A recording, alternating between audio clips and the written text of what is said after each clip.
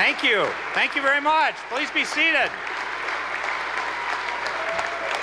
Thank you. Great. Thank you. Thank you. Members of the Joint Convention, the Governor of the State of Michigan, Rick Snyder.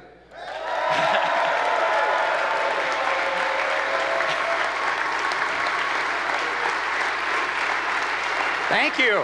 Thank you very much. Thank you. Thank you. Please be seated. Thank you.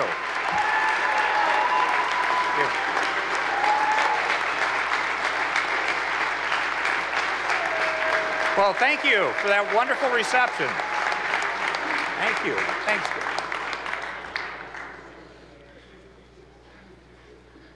Well, thank you for that warm reception. Lieutenant Governor Brian Kelly, Speaker Tom Leonard, Senate Majority Leader Arlen Meekoff, House Minority Leader Sam Singh, Senate Minority Leader Jim Ananich, members of the Supreme Court, members of the Court of Appeals, Attorney General Bill Schuette, Secretary of State Ruth Johnson, our members of Congress here tonight, the Consul General of Canada and the Consul General of Japan, my cabinet, ladies and gentlemen of the legislature, fellow public servants, the citizens of Michigan, and my family. Thank you for the opportunity to be with you tonight to talk about the state of the state.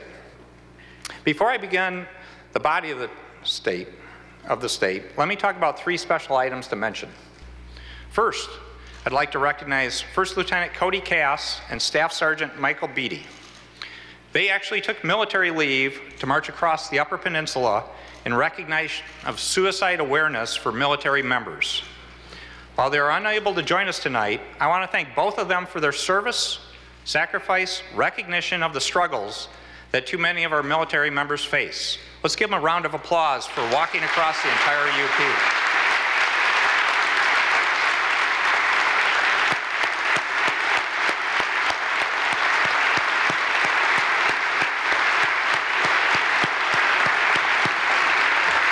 Thank you. And now I ask anyone that's in the military, anyone in law enforcement, any first responder to please stand.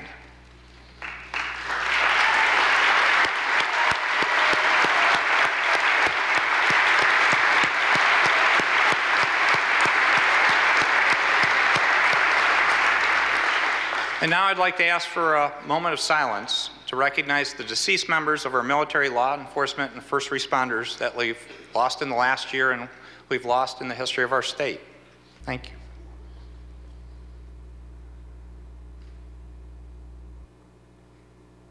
Thank you. Now I'd like to give special recognition to a group that's been doing good work that has an exciting event coming up that I'm looking forward to participating in. I'd like to recognize the Michigan Legislative Black Caucus as they unveil the portrait of William Webb Ferguson, the first African American to serve in the Michigan House of Representatives. The unveiling will be here on February 28th, right here at the Capitol. And Representative Ferguson served from 1893 to 1896, and his will be the first portrait of an African American to hang in the state capitol, long overdue and well deserved. Thank you very much for that opportunity.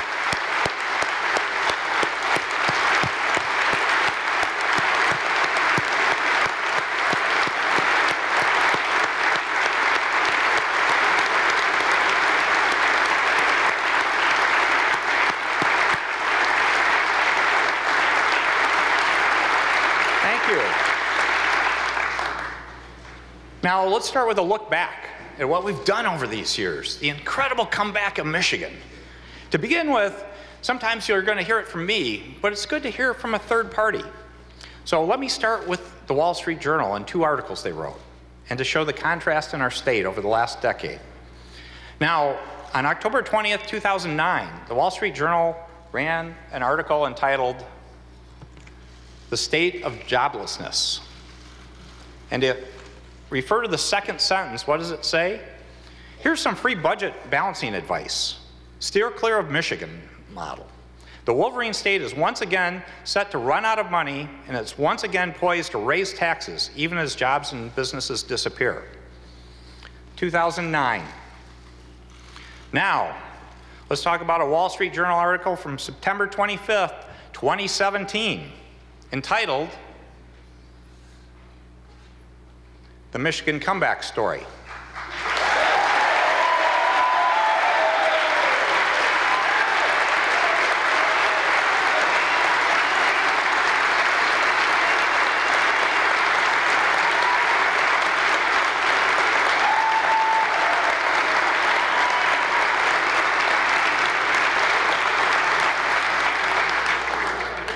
The first paragraph of that article reads, "As Washington begins to debate tax reform in earnest, states can provide instructive policy lessons for better and sometimes worse. See the fiscal crack-ups in Connecticut and Illinois. Michigan, on the other hand, offers a case study in the pro-growth potential of business tax reform." Folks, we're back, and we're only going to keep going up.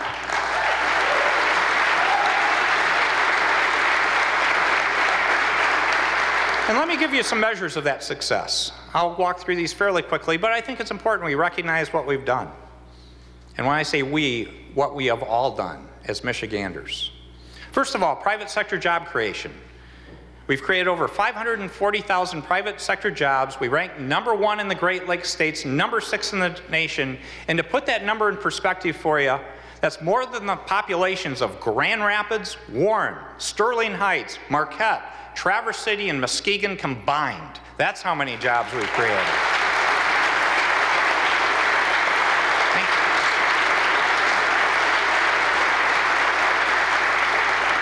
And we as government don't create the jobs, we create the environment for success. So let me mention some of the industrial things happening in these major industries in our state.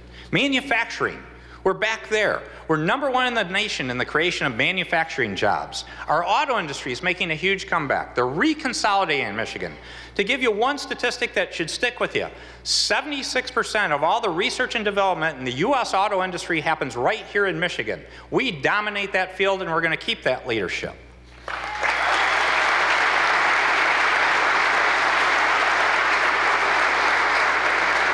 Our agriculture and food industry. We have the second most diverse ag industry in the nation, and we should be proud of that. It's grown to a $100 billion industry. And to pick one illustration to show the kind of growth and potential is the Michigan wine and hard cider industry. I know some of you like that industry.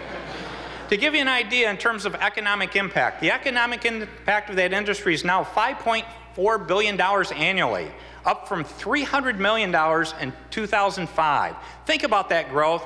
And very importantly, as part of agritourism, we had over 1.7 million visitors to our wineries in the last year.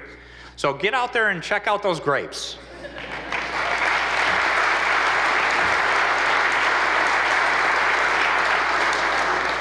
Tourism, transitioning right into that. We've been setting records over the last several years. It's been extremely exciting. And we have events that are drawing national attention. Two I would highlight, though, is the UP 200 dog sled race in Marquette and the Ice Fest in Munising. These are awesome events. Sue and I both had the opportunity, pleasure, and had a blast at these events last year. I encourage you to go up north and hit it the weekend of February 14th through the 19th to hit these festivals. Check them out. Per capita income growth. This talks about the wealth of all of us in terms of how well we've done, in terms of more earnings and more opportunity to help our families. From 2010 through the first 3 quarters of 2017, Michigan's per capita personal income grew 28%. To put that in context, that ranks us #1 for rate of growth in the Great Lakes states, again, #6 in the entire nation. And to put it in perspective, that works out over $10,000 per Michigander in terms of the amount of increase in just 7 years. We have more work to be done, but we're heading back in a positive fashion on that front. And now something near and dear to my heart and to many of your hearts. One of my top priorities was to reunite families. They were separated because of a poor economy and poor decisions and had to leave the state of Michigan. Last year, for the first time since the turn of the century, more people came into Michigan than left Michigan.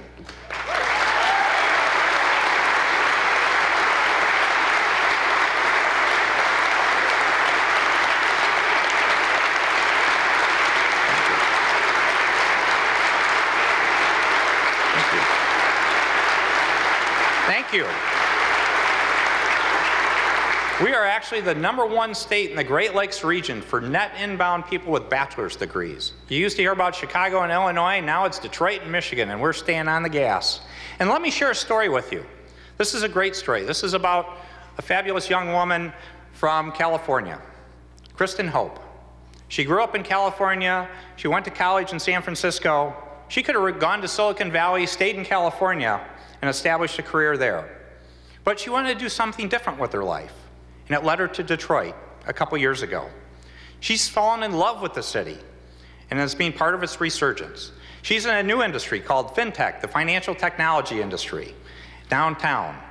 And she actually has a 5-year plan for herself and for the future of the city that she wants to be part of. And she's encouraging her friends and her family back in California to come to Michigan.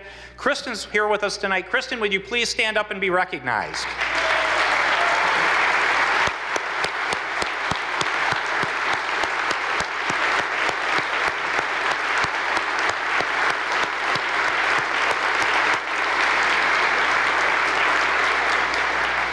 Thank you, Kristen.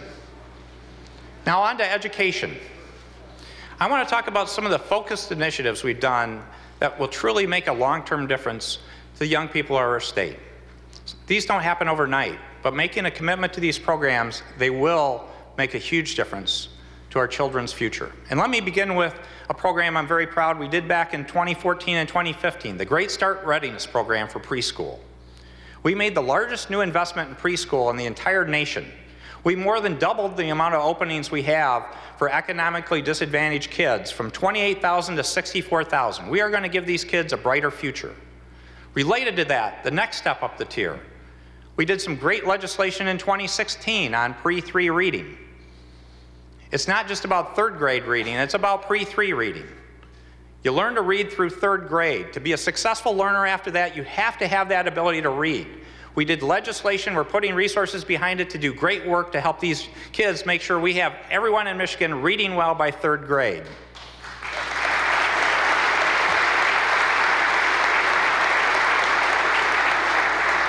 Going to the other end of the spectrum, early middle college. In 2011, we had 12 early middle college programs in our state. 12. In 2017, we have 136. We've tripled the number of college classes completed in high school from 23,000 back in 2010 to over 85,000 in 2016. Why is this important? This gives our high schoolers exciting challenges to work on, to challenge them, to give them new things to think about, to give them a head start on college. Many of these young people have an opportunity to complete an entire year of college credits before they leave high school.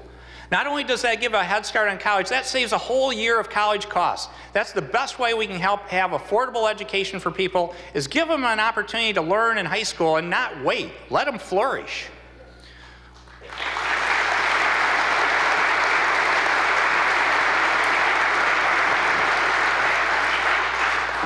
A top priority I've had for years is career tech education. I've made it one of my missions to say we need to end the discrimination towards people who have made a career in the skilled trades. These are good jobs held by good people who live in good communities throughout Michigan. Your work makes the American economy work. We respect you and we applaud every professional trade and skilled trade person out there. And we need to do more to support them and get more young people interested in having these great, outstanding careers. And we've taken steps to make that happen.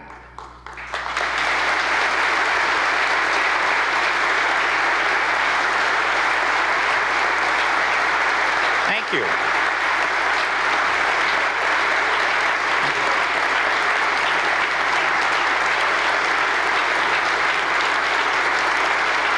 Thank you. In 2015, we made $50 million in grants to our community colleges for capital equipment. I personally visited many of these colleges. These community colleges did fabulous work. They did partnerships with employers on new equipment, and they made a process so you could get trained on this equipment and walk right into a well-paying job. That's the way the system should work. This last year, we did the Career Pathways Alliance, which is about a public-private partnership to bring education together with private industry to say, we can do more. We now have over 120 alliance members, including employers and educational institutions. I want to give a big shout out to the leadership of that alliance, and that's our State Superintendent, Brian Whiston, and our TED Director, Roger Curtis. Stand up.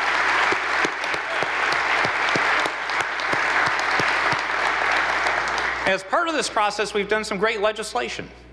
We've done important policy changes, including the creation of a career exploration course, teacher development, and an opportunity for teachers to get in with private employers and get credit for those experiences.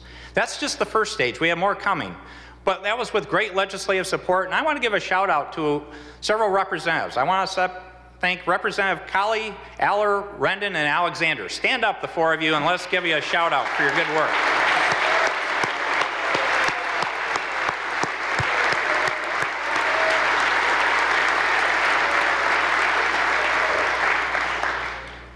Now, one of my favorite programs, you've heard this before, is FIRST Robotics.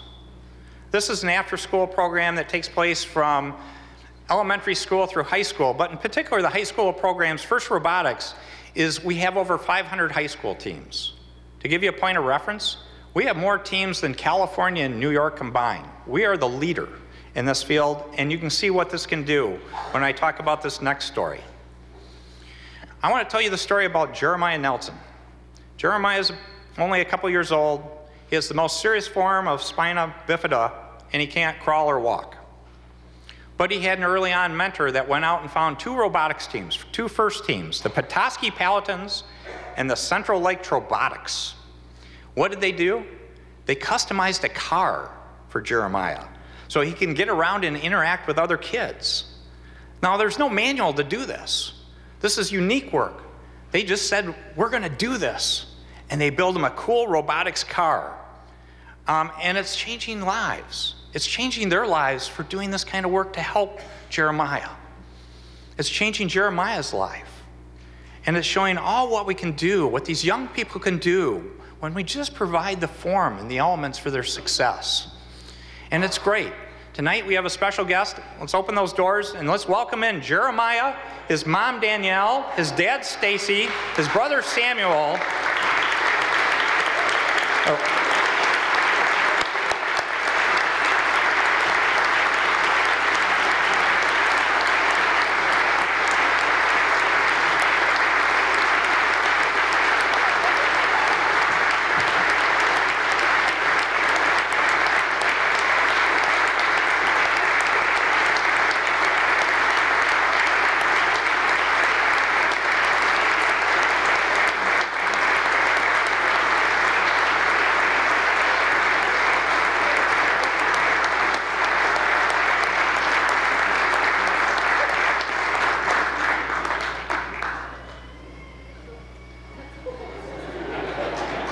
Those are some cool wheels we got there for Jeremiah.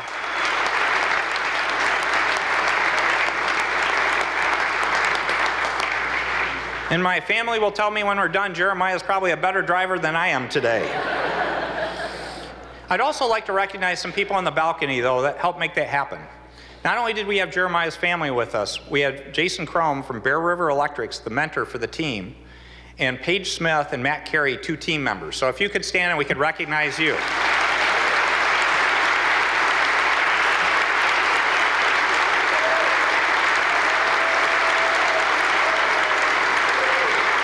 Thank you.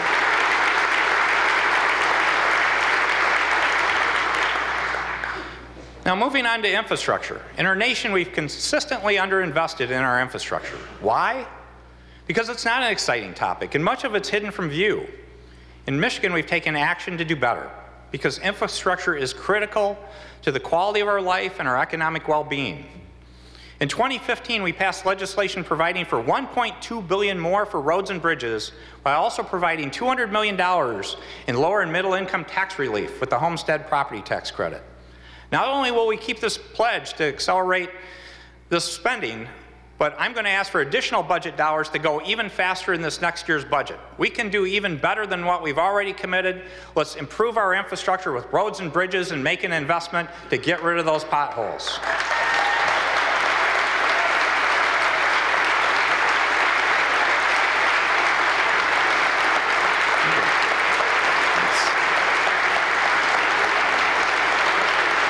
Thank you. But it's just not about spending money. It's doing things smarter, and I want to share a couple of illustrations. We have an integrated asset management pilot going on for infrastructure between the Grand Rapids and Detroit regions, and it's shown great partnership. And I want to thank both communities for showing two sides of the state can do wonderful things when we put you together. Other things, though, to share in terms of smart corridors. If you've ever been on US 23, you knew what a mess that was. 3 hours southbound in the morning, that's jammed up, 3 hours in the evening going northbound. We did an analysis to say, how do you solve this 3-hour each way problem, a 6-hour-a-day problem? Well, the normal answer was a 24-hour solution. Let's build another lane each way. Well, what does that cost? It costs $400 million to do a 24-hour solution, the standard solution you'd think of. We put on our thinking caps. I need to thank MDOT and a lot of smart people, including the federal highway people. They came up to say, let's use the shoulder. Let's make it a smart highway. Let's make it a flex route that not only will be helpful now, but we can use it in the future with autonomous and connected vehicles. That cost $90 million. We saved over $300 million to solve a problem instead of just following the same old model. Another one is, thank you.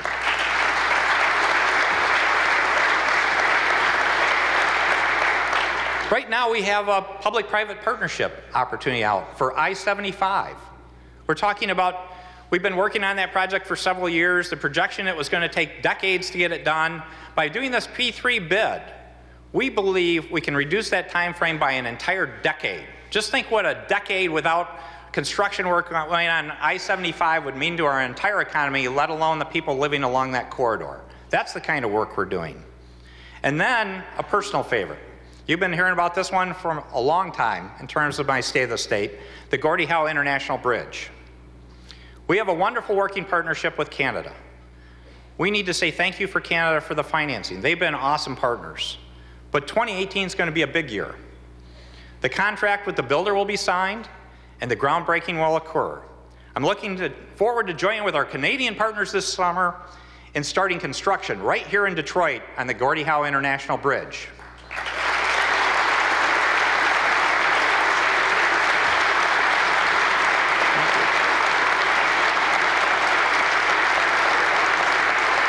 Thank you.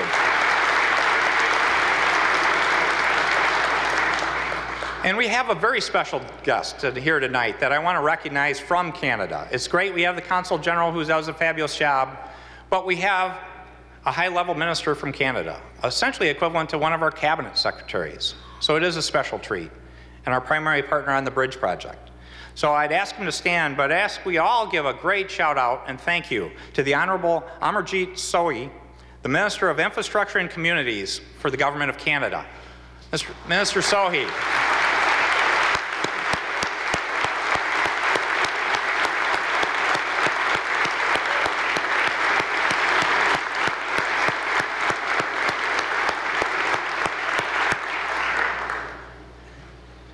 We had a great meeting earlier. We're comparing steel-toe boot sizes and hard hats so we can be all set for the summer. Our communities, let me talk about that and the impact there. In the last few years, we've made a tremendous improvement there. And the thing in our communities that means most to most individuals are their homes. The greatest asset people have that's not a family member or a relative in some fashion. How have we done in home prices in Michigan over the last few years? The average Michigan home sells for 73% more than in 2010. That's an increase of almost $78,000 in the average home of Michigan.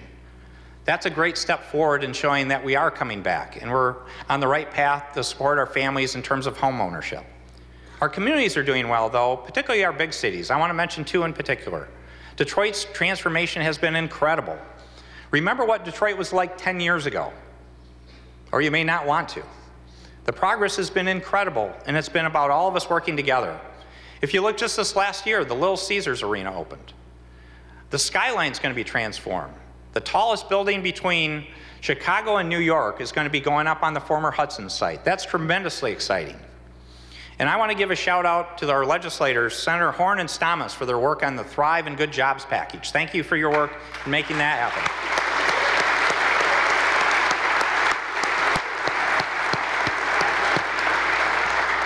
But the neighborhoods also have exciting things. One neighborhood project in particular is in the Fitzgerald neighborhood. They have a great program called the Fitz Forward program.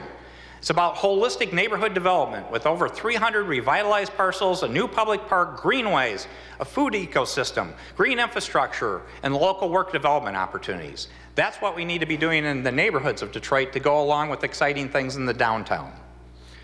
Now let me speak about FLINT. And I want to thank Pastor Hawkins for his invitation tonight. Thank you, Pastor. In FLINT, we continue to see good water results, and we're continuing the replacement of lead service lines. The city recently completed its third 6-month period with great water test results at 6 parts per billion. That's comparable to most other Michigan cities, so the water has improved dramatically. But we're continuing to work hard in terms of educational efforts and health efforts to help young people and all people in FLINT in particular. And we need to do more statewide. We're going to continue to work on having the right lead and copper rule that can be a role model for the rest of our country. But I'd also like to highlight in FLINT some great economic development achievements going on and how we're all partnering together in teamwork to bring jobs to FLINT. And I want to thank some great companies. Lear has brought over 400 new jobs to FLINT recently. General Motors just announced a new engine coming to be built in FLINT. A fabulous project, if you haven't been there yet, is the Ferris wheel building. It's about entrepreneurship and innovation, and it won a top award as one of the 6 most impactful economic development projects in the entire country. So we're seeing progress there.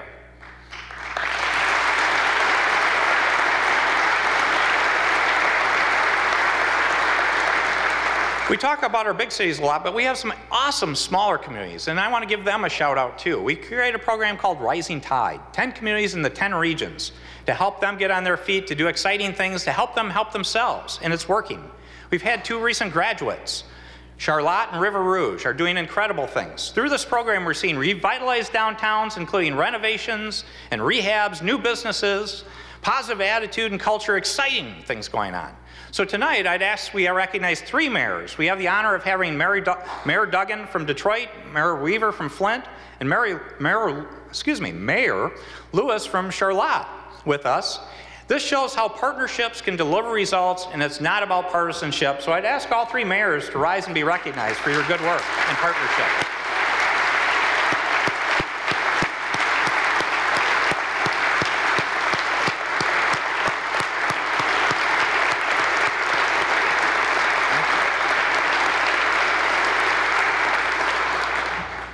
Quality of life. Quality of life extends beyond communities to both wonderful items that can be enjoyed by all, or items of health, welfare, or challenges we face in certain groups. And we've made great progress in many of these areas, but we still face some challenges. First of all, quality of life, Pure Michigan funding. We've increased it by 36% over the last few years. One example of success, though, is in the last 3 years alone, non-resident daily passes at our state parks in the UP have increased 58%. It's becoming a destination around the world because of that investment we made. To go with it, though, it's about the Iron Belt Trail I'd share with you. It's something I announced a few speeches ago. In 2012, we started it. It's going to be the largest statewide trail in the entire nation. To give you an idea where we're at is we have over 1,300 miles already finished. The goal will be 2,000 miles of trails for hiking and biking in Michigan. We're going to show the rest of the world that if you want to have great recreational opportunities, in addition to having the best lakes in the world, we're going to have the best trails that go with them. Arts and culture. Well,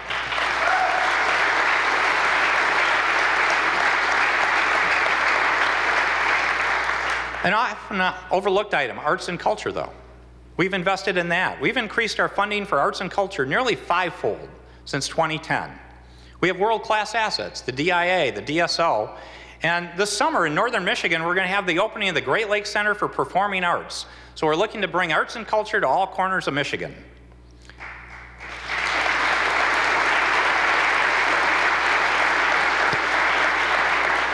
Healthy Michigan. Healthy Michigan is a program that I'm very proud of because it's saving lives.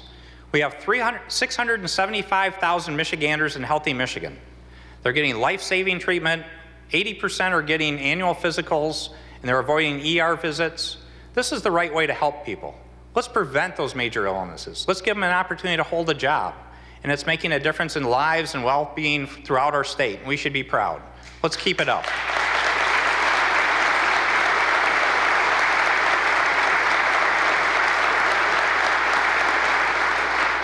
On the other hand, we have a crisis. an opioid crisis in our state. It's developed over the past decade involving the abuse of these drugs. We've seen dramatic increases in addiction and overdose deaths in the last several years.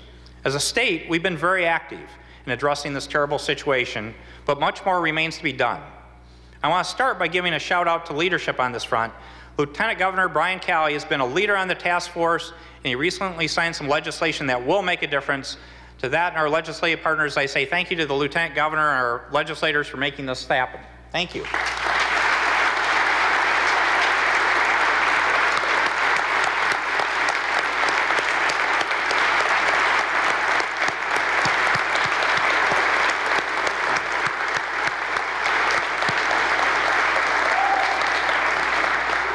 I want to mention a great program going on this topic. It's called the Angel Program, and it was started by two individuals who are not here tonight, but I do want to recognize them. Lieutenant Rob LaMarche of the Escanaba Department of Public Safety and Delta County Prosecutor Phil Strong.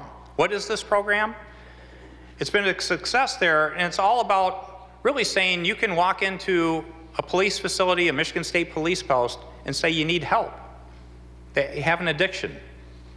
And the goal isn't to arrest you, but to get you counseling, to get someone to make your life get back on track. And that's where the angel comes in. When you walk into one of these places, you will be assigned an angel. And that angel will help you get your life back together, hopefully. And it did so well up in Escanaba and that part of the state. I want to thank the Michigan State Police for doing it statewide. We've rolled it out across all of Michigan, and I can tell you we've saved lives already.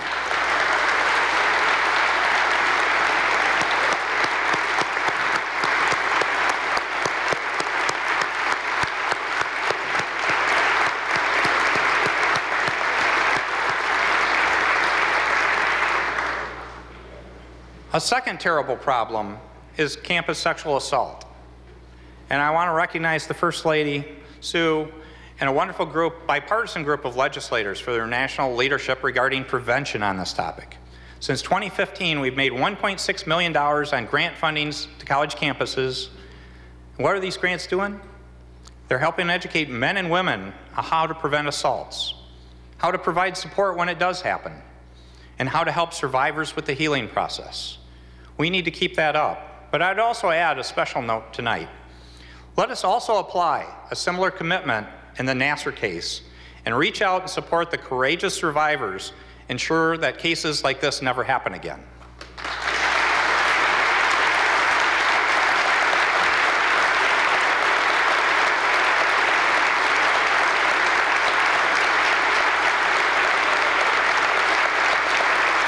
Thank you. Now let me share another success area though, and this is an area of success you would not normally expect to hear from, but they're doing wonderful work and we should be proud of them, and they don't get enough accolades, and I hope you really stand up and give them a big cheer tonight, and that's the Michigan Department of Corrections. They're transforming how our prisons are working in terms of making us all safer and giving opportunity to the returning citizens that are part of that process. In March 2007, there were 51,554 people in our prisons. That was the all-time high. In September 2017, the population fell below 40,000 for the first time since 1993.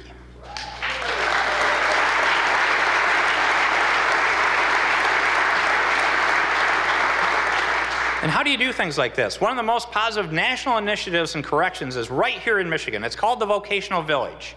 It began in Ionia in 2016. It expanded to Jackson. We have further plans to expand. It provides our returning citizens the opportunity to give skills for a great career. It's a win for all of us. The Vocational Village needs employer partners. So I'm encouraging any private employer or any employer out there to join this program. I want to recognize the Grand Rapids area in particular in West Michigan. They have over 20 local employers that have partnered with the Vocational Village already and are helping ex-offenders directly from prison. And I want to share with you a story. One graduate is Salvador Gutierrez. He was in prison for drug crimes. He enrolled in the Vocational Village in Ionia and completed all 4 tiers of a computerized machining course. He earned 4 nationally recognized certificates. When he finished the program, he just didn't stop. He became a tutor and mentor for new students. He's out now. He's successfully employed at Transmatic in Holland and doing great. And Salvador is with us tonight. Salvador, please stand up and let us recognize you on your success.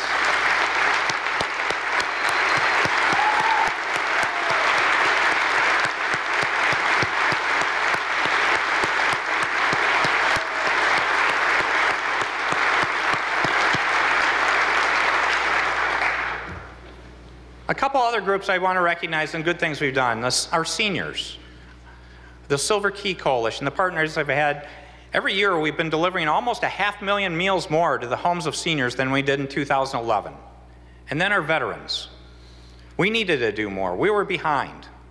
We were actually ranked 53rd out of 50 at one point when I first became governor in some veteran metrics. That's embarrassing, and that's wrong. If you look at our veterans today in terms of benefits they're receiving, we worked with them to increase the level of benefits received by all veterans, and on average they're 40% higher than they were when we took office. In addition to that, we've created veteran-friendly employer programs to help them get jobs. And we have a success story here tonight I'd like to recognize. Kyle Jastrin was hired through the Roush Veterans Initiative program. He started as a program manager. He's been there for more than 3 years. He's gotten promoted. He's a general manager now. He's hiring other veterans into Roush. He's working on his MBA at the U of M, so he can one day hopefully be on an executive team at Roush. We're proud to have Roush as a gold-level, veteran-friendly employer, and it's one of 150 Michigan employers that are in this program, and I encourage more to join. But we have Kyle with us tonight. Kyle, please stand up and be recognized.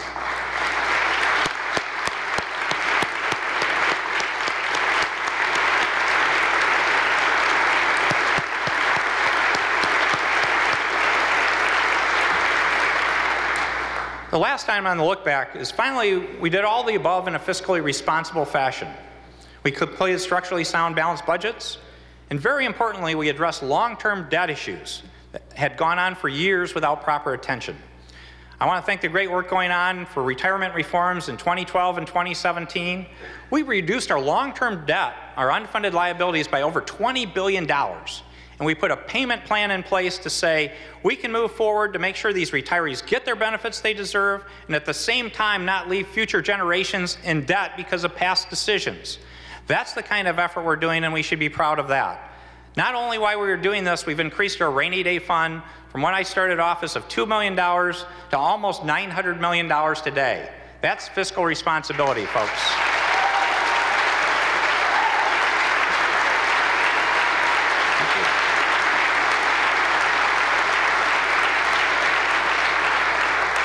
Now, we're not going to rest on the laurels of the past. Let me talk about what we need to do in the next year and beyond. I've got 6 items to talk about: mobility, talent, education, infrastructure, fiscal responsibility, and civility. Mobility. We are the world's leader in mobility, and what is that? That's the convergence of the auto industry and the IT industry, the electrification of vehicles, all these exciting things you hear about. They will transform the world. And to be blunt, you'll hear about Silicon Valley, you'll hear about other places. The world's leader is Michigan. And we're going to keep up that role, and we're going to stay on the gas. And why do we care? It will transform the world in the sense that it's going to save lives. Most accidents are caused by human error. It's going to create opportunity for people that are seniors, for people with disabilities, for people with economic issues. They will be able to travel and do things they were never able to before. It's about efficiency, using our infrastructure smarter and better. Instead of spending more, let's use what we got in a smarter, wiser fashion. Now, these are all wonderful things, but there are challenges. We will see job categories disappear with these changes. And we need to be thinking about how we help people in those categories prepare for that next career proactively. We are going to lead, though, and we've done many great activities. We did M-City at the University of Michigan. We have the Council of Future Mobility. We have the Planet M initiative. We had the best legislative package in the country passed in 2016, and I want to give a shout out to Senator Mike Cowell for his great work on that package.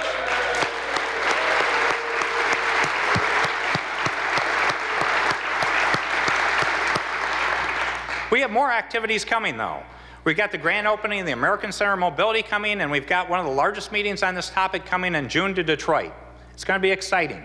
And come see this stuff. Join us. Now, to go with that, though, the #1 priority, I believe, is talent. We can do more to get people career-connected to wonderful careers. And we can do it faster and better than we historically have because of changes in how the world's going to operate. In February, I'm going to roll out the Marshall Plan for Talent. This is going to lay the groundwork for a new way of producing talent in Michigan. It will lead the world in this thought process. It's going to prepare Michigan students to invent the future, to be ready for what comes next, and break down the walls that have traditionally existed between educational institutions and businesses. This is about public-private partnership working together. We learned some things from the Amazon headquarters proposal that we can do better. We already spotted that. We were working at that, and we're going to keep working hard, tying back into the Career Pathways Initiative. Tonight is a call for all schools, businesses, universities, communities, everyone out there involved in this to say we can do things better, differently, and in teamwork. And we need to step up and do that. So I ask you to look forward to this announcement. It can make a dramatic difference in not hundreds of Michiganders or thousands, but tens of thousands of Michiganders' lives, and getting them faster and better to well-paying jobs with less school debt, more efficient and effective, and let's ramp up this program, let's get it done and show the world we're leading this path.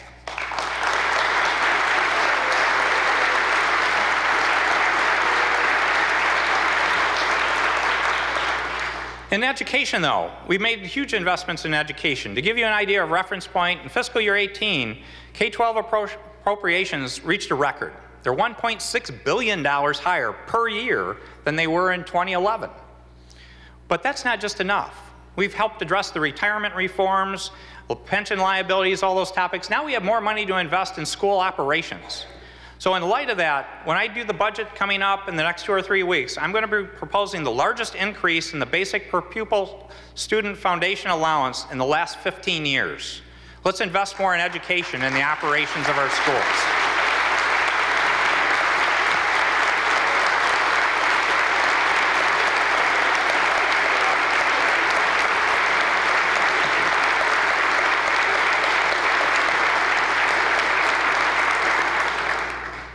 The Career Pathways Alliance, I already spoke about, but there's more work to be done, and I encourage the legislators to pass the other parts of the package. They will make a difference. Also, I believe we need an A to F grading system for our schools, and I ask our legislators to partner with me on that. Now, a fun one. In April 25th to 28th, we're going to have the World's Championships for FIRST Robotics right here in Michigan, and I encourage you all to go. It will be rocking. It's a rock concert for nerds, so I'm looking forward to that one.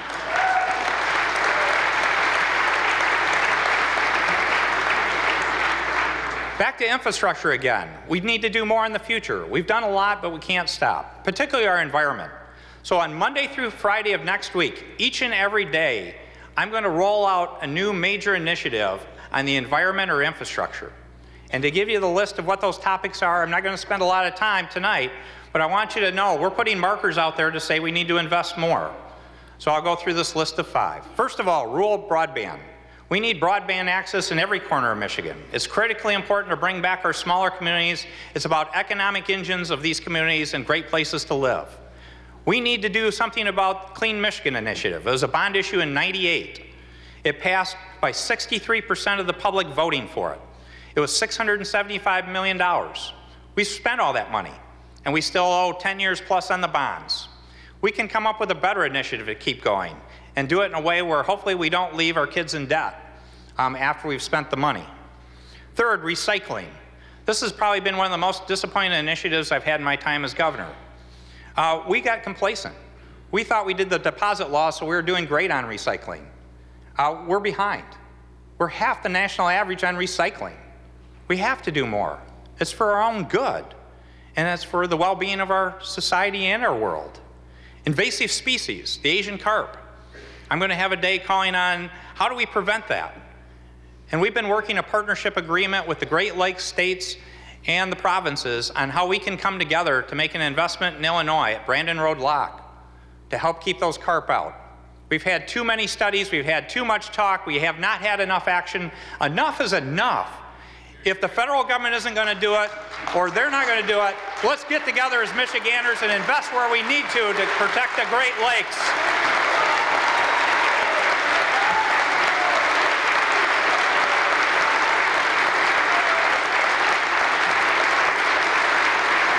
Thank you. I have a water infrastructure initiative to talk about our aging infrastructure there. We need to do more. We have too many cases where we've had major breaks in Metro Detroit. We've got pollution showing up in our lakes and rivers coming out of sewer systems. More needs to be done. So each of these details will come out on each day next week, so stay tuned. Another topic, though, I do want to share is PFAS. And PFAS is a series of chemical compounds. Many of you have heard it, many of you may not have. It's an emerging contaminant that's creating a lot of issues, but it was with us for years. It was non-stick cooking surfaces, it was firefighting foam, It was used in many different places. But we need to do something now to step up and understand it has negative impacts on our health. So in Michigan, we're taking leadership on that. We're partnering with the federal government, with local authorities to hold those accountable that help create the contamination. We're establishing standards in our state. We're leading the nation on that. We're going to continue moving forward, and we need to do more on this topic. And this will not be the only contaminant we're going to face in our world. So let's be proactive. Let's not be reactive. Let's not create panic, but do it in a thoughtful fashion where we go out and solve the problem. So I encourage you to continue to watch and work with us and speak up on how we can be a leader in this nation on dealing with problems like PFAS. Now let me talk about fiscally responsible government for a minute. I mentioned it already, but being fiscally responsible is more than just balancing budgets. It's not just thinking about us today, but how our children and our future generations. We need to think of how we act in our own families. Think of this. In our families, we don't go out and spend money on ourselves as parents to buy something nice for ourselves or to go spend money on something and go home and hand the bill to our kids. That's just flat out wrong, isn't it? Well, we have a broken culture in our political world where it's okay to say we can spend money or we can cut taxes and do that now for short-term benefit and leave the bill for the kids that are beyond. I don't think that's right either. If we're going to do something, let's make sure we're paying for it. Because one of the things we don't think up often enough in this political world is not just the consequences on us today, but shouldn't we always be asking the question, how do we make it so future generations are better off, not worse off, because of debt we burdened them with? And let's approach government that way.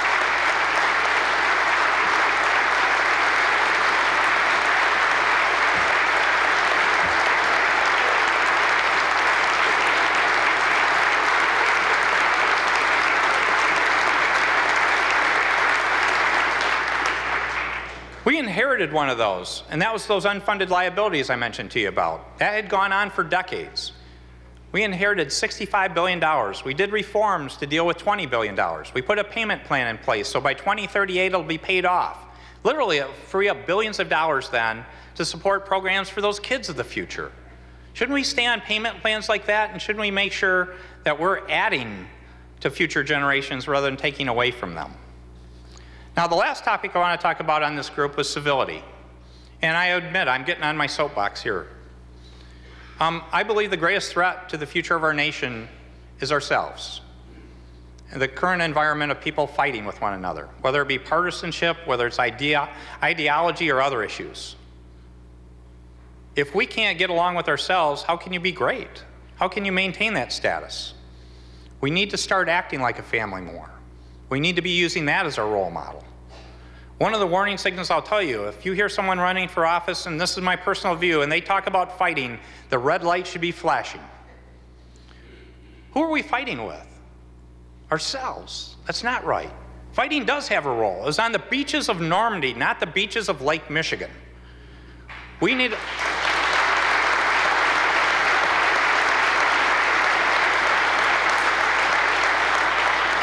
We have proven in Michigan by relentless positive action, by working together, by not working about these issues, we have solved problems and we have exceeded the rate of economic growth, improvements in quality of life, so many different fields in this state because we haven't just fallen in the same old trap Washington has and too many other places in our country has. Let's stand up and be proud. We may be alone for a long time on this one, but isn't the right answer? Aren't we one giant family?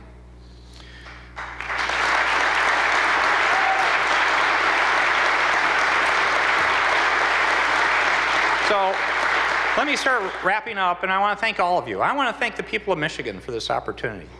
All the groups, the organizations that partnered with me in doing so many initiatives, the legislators, thank you so much for your partnership and your friendship. It means a lot to me.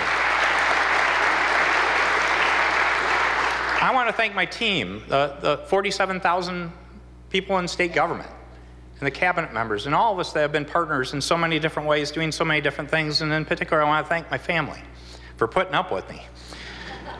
Let me share a story, though, and some thoughts. In January 2009, Sue and I went out to dinner for our Friday night date at our favorite restaurant. You can imagine how exciting a date I am as a nerd. I got on a roll and started talking about what a mess our state was in. Remember, January 2009. The discussion then turned to careers and the future for our children, and about how they might be forced to leave Michigan because they may not have an opportunity. I expressed how dramatically I thought our government needed to change, and our state. It wasn't about fixing Michigan, it was about reinventing Michigan. You've heard me say that many times. Fixing was not good enough. We needed to reinvent things. Sue, to her credit, she called me out. She said we should talk about you running for governor.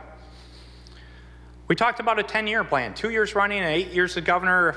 I was fortunate enough to have the honor of getting elected, with reinvention being the goal. During this period, we've had huge ups and downs. It hasn't been a straight line. But overall, there's no question that Michigan is a far better state today than 2010.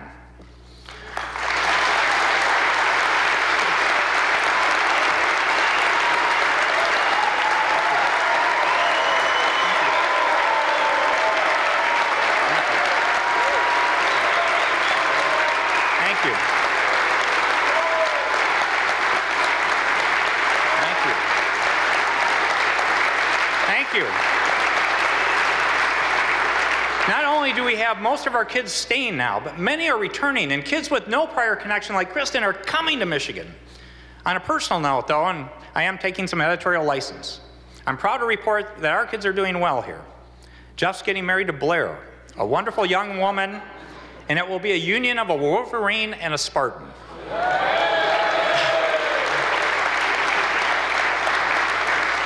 Melissa has bought a starter home, has a great boyfriend, and just got a cute dog. Our extra child, our non-biological child, Zach, has a great position with a Michigan company that's a world leader in cybersecurity. And Kelsey is a senior in college. Last semester, Kels, time to look for that job. Now, I'd ask you to just take a moment, though, and I encourage each of you to take a moment to think about young people in your life that are now enjoying the opportunity to have an exciting life in Michigan. Just stop and pause for a moment and think about those young people you know that have an opportunity now that might not have before.